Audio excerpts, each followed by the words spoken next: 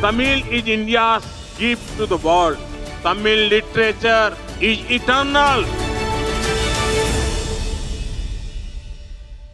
In Tamil Nadu, elections are not just fought in the present, they campaign through the past. Because here, history isn't just the background. It is identity, it is strategy. Why does a temple visit make political headlines? Why is an archaeological site a political flashpoint? Because like they say, Netrai Arindal, Nalai Uruvagum. Or, if you understand yesterday, you can shape the future. In Tamil Nadu politics, that isn't just a saying, it's a political strategy. Because symbols are everywhere and they're used by every political party to reshape and retell history. And ahead of elections, we can see it everywhere. Let me explain.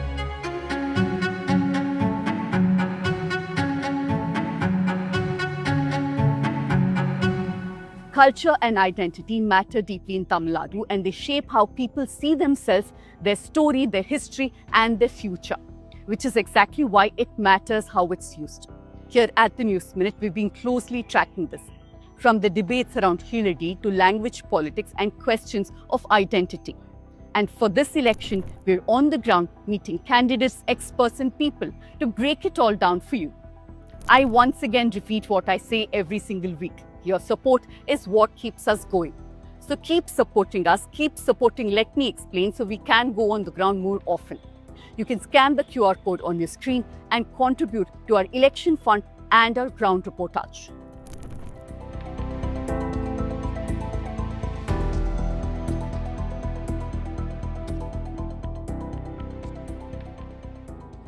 In May 2023, Prime Minister Narendra Modi installed the Sengol inside the new Parliament building, placing it near the Speaker's chair.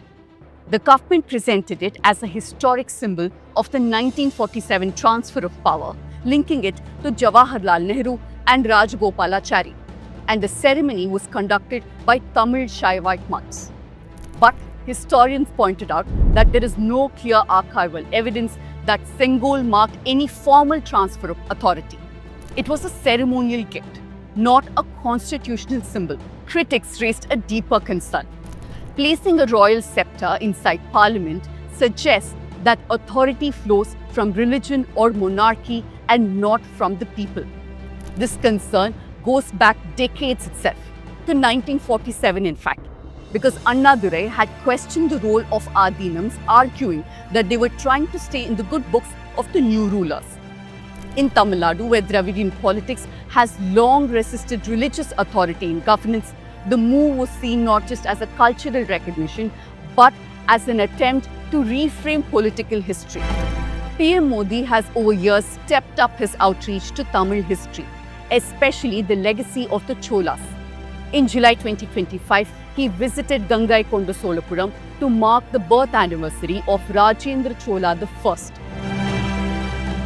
This was not a routine temple visit. It was designed as a large, highly public political event, complete with cultural performances, temple rituals, and a carefully staged speech. Modi spoke about the Cholas not just as Tamil rulers, but almost like early global superpowers, talking about their naval expeditions to Southeast Asia, their influence in places like Indonesia and Malaysia, and presenting them as proof that India once dominated international trade routes. राजा चोला ने एक powerful navy बनाई। राजेंद्र चोला ने इसे और सुदृढ़ किया। It was a striking visual, but it was also deeply political. Look closely at how the event itself was structured. Heads of prominent Shaivite mutts, including traditional Adinams, were brought together and given visibility alongside the Prime Minister. Many of these Adinams are tied to specific caste hierarchies and religious lineages, particularly within dominant Shaivite traditions. Their presence is not neutral. It signals an outreach to influence religious networks and caste groups, including sections of the OBC communities that the BJP has been trying very hard to mobilize. This is significant in Tamil Nadu because Dravidian politics, shaped by leaders like Periyar and Annadurai, has historically questioned the role of religion and priesthood in public life. The presence of mutt leaders was not just ceremonial. Here, religious authority was placed at the center of a political event. I think from a northern perspective, looking at Tamil Nadu, the Cholas sort of really stand out. You have the wonderful bronze statues, you have this this wonderful culture and this maritime sort of expansion, all of those things. So it's a very interesting recall value for when you look at the state from outside. And I think Modi, when he sort of inaugurated the new parliament, used one of symbolic sort of Sengol that was then linked to the Cholas, which later was found out that it wasn't really exactly from that time, but I think a lot of news reports suggested that.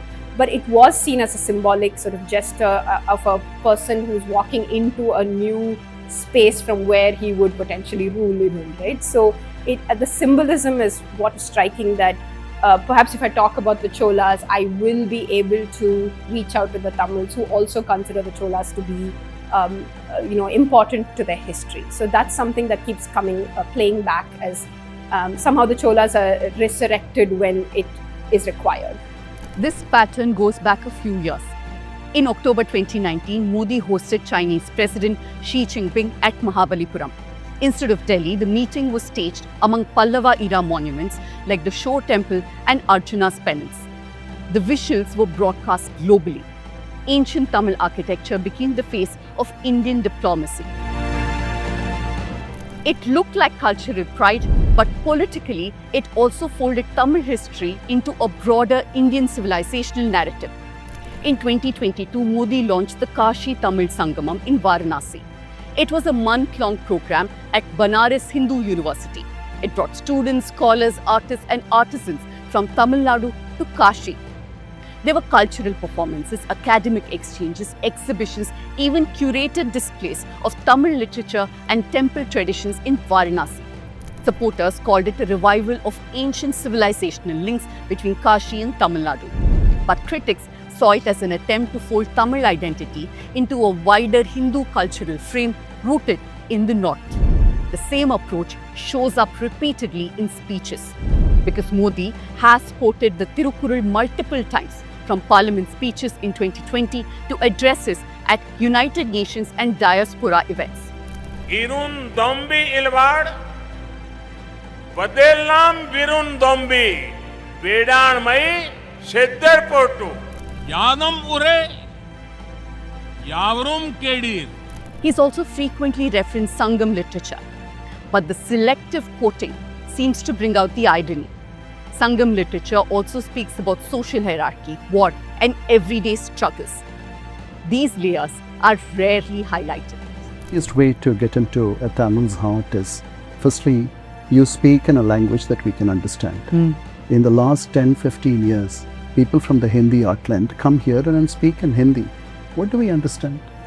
So that is not the way. In the announcements and flights that land in Chennai and take off from Chennai, there's not a single announcement in Tamil. So what are you talking about?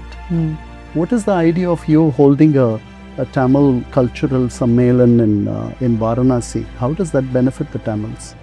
So I don't think you have your heart here. Varaga Ena, Varavere Kiren. But that is where the political contest begins, because the DMK does not just repeat this history, it frames it very differently. It roots it in Tamil identity and uses it to challenge this exact kind of national retelling. The same past, but a completely different political meaning. Take Keeladi, for example. Located near Madurai, Keeladi has revealed an urban settlement dating back to around 6th century BCE. Excavations have uncovered brick structures, ringways, drainage systems, even evidence of industrial activity and Tamil Brahmi inscriptions. For many scholars, this closely aligns with descriptions in Sangam literature, reinforcing the idea of an advanced early civilization, possibly Tamil, in nature. But politically, Keeladi does something much more. It challenges how Indian history has often been told. For decades, mainstream narratives have placed the origins of civilization largely around the Indus Valley in northwest. Keeladi shifts that lens southwards. It suggests that complex urban literate societies were living in Tamil Nadu along their own trajectory, not as an extension of northern civilizations, but in parallel. For the DMK, this becomes a powerful argument that Tamil identity is not derived or secondary to a larger Indian past, but has its own deep antiquity and continuity. So what they've also done is not just stopped with Keeladi. They've said, let's go and look at other sites to explore. And so there's a lot of funding that's come into excavations, something that has nearly, gone up tenfold or more to say, let's be more systematic about trying to understand where and how people lived in this part of the state even, or the country, sorry. So you have all of this extra funding and interest in putting in licenses to go and dig in all of these different places. And today we're looking at 7 to 8 places where the Tamil Nadu government is digging. So there is a sort of real concerted effort to pull together these parts from the past. But I would say there is also, you can make an argument that there is a political angle to this. The turning point came in 2017. This is when archaeologist Amarnath Ramakrishna, who led the initial excavation phases, was transferred by the ASI to Assam. This triggered protests. Political parties, historians and activists questioned the timing.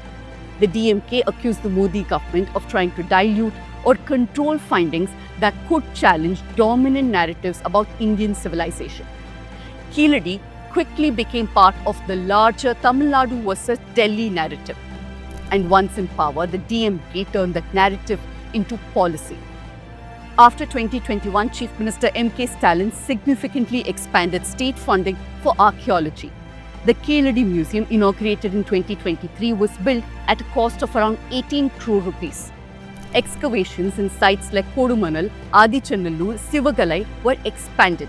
Each site added new evidence to the idea of a continuous and advanced Tamil civilization. The state also increased annual archaeological budgets.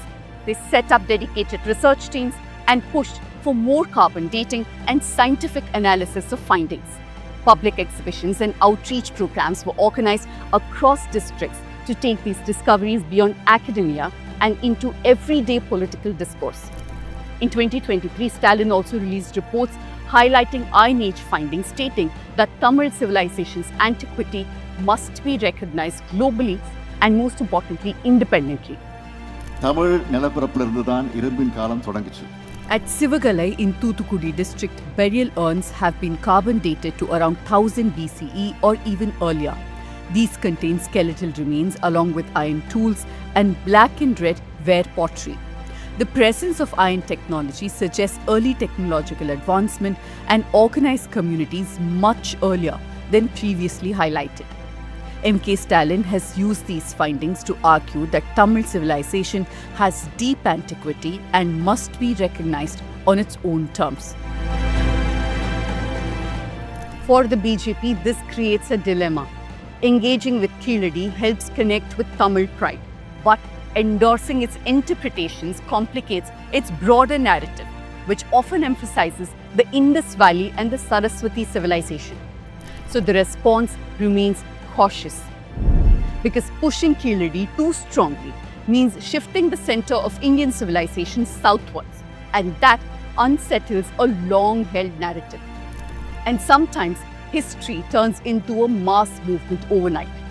In 2017, the ban on Jallikattu triggered protests across Tamil Nadu. Protesters called it an attempt to take away Tamil tradition and identity. Many blamed the union government and the BJP. The AIADMK government had to rush an ordinance to keep Jallikattu going. What stood out was the scale and spontaneity, with thousands of young people gathering at Marina Beach without a central political leadership. It showed how quickly history and culture can become political mobilization. In 2019, BJP leaders started sharing an image of Thiruvalluvar in saffron robes, some even with vibhuti and rudrakshi beads. Thiruvalluvar is a Tamil poet, philosopher, and a scholar, the author of Tirukkural. In Tamil Nadu, he is seen as a moral voice, cutting across caste, religion, and politics. For decades, Thiruvalluvar had been depicted in white as a universal figure. DMK accused the BJP of trying to saffronize a cultural icon. The debate escalated ahead of the elections. The controversy was amplified across political rallies and TV debates, turning it into a larger argument. In Tamil Nadu, history is never just about the past. It is constantly being reinterpreted, contested, and politically repurposed. Because here, elections are also fought on identity, memory, and belonging. And the question is, who gets to define the real story, the real past, and through that, shape the future of Tamil Nadu?